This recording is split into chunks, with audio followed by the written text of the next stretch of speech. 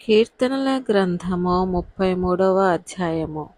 నీతిమంతులారా, యెహోవాను బట్టి ఆనందగానము చేయుడి. స్తుతి చేయుట యథార్థవంతులకు శోభస్కరము. సితారాతో యెహోవాను స్తుతించుడి. 10 తంతుల స్వర మండలములతో ఆయనను కీర్తించుడి. ఆయనను గూర్చి నూతన కీర్తన పాడుడి. ఉత్సాహధ్వనితో ఇంపుగా వాయించుడి. యెహోవా వాక్యము యథార్థమైనది. ఆయన చేయునదంతయు నమ్మకమైనది. ఆయన నీతిని న్యాయమును ప్రేమించుచున్నాడు. లోకము యెహోవా కృపతో నిండియున్నది.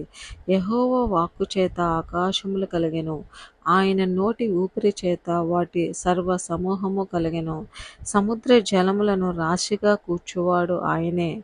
అగాధ జలములను కొట్లలో కూర్చువాడు ఆయనే. లోకులందరూ యెహోవా యందు భయభక్తులు నిలుపవలెను. భూలోక నివాసులందరూ ఆయనకు వెరవవలెను. ఆయన మాట సెలవీయగా దాని ప్రకారమాయెను. ఆయన ఆజ్ఞాపింపగానే కార్యము స్థిరపరచబడెను. అన్యజనముల ఆలోచనలను యెహోవా వ్యర్థపరచును. జనముల యోచనలను ఆయన నిష్ఫలములుగా చేయును. యెహోవా ఆలోచన సదాకాలము నిలుచును. ఆయన సంకల్పములు తరతరములకు ఉండును. యెహోవా తమకు దేవుడుగా గల జనులు ధన్యులు. ఆయన తనకు స్వాస్థ్యముగా ఏర్పరచుకుని జనులు ధన్యులు.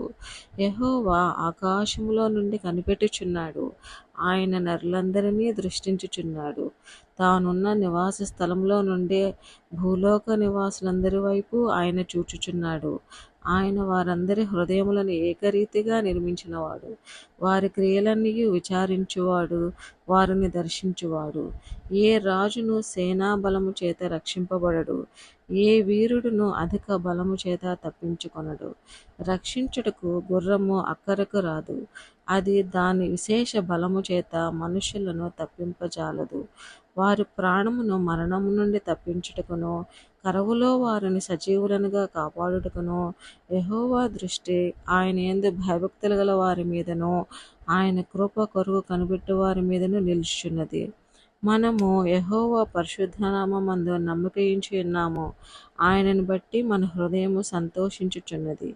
మన ప్రాణము యెహోవా కొరకు కనిపెట్టుకొనుచున్నది. ఆయనే మనకు సహాయమును మనకు కేడమునై ఉన్నాడు. యెహోవా, మేము నీ కొరకు కనిపెట్టుచున్నాము. నీ కృప మా మీద నుండునుగాక.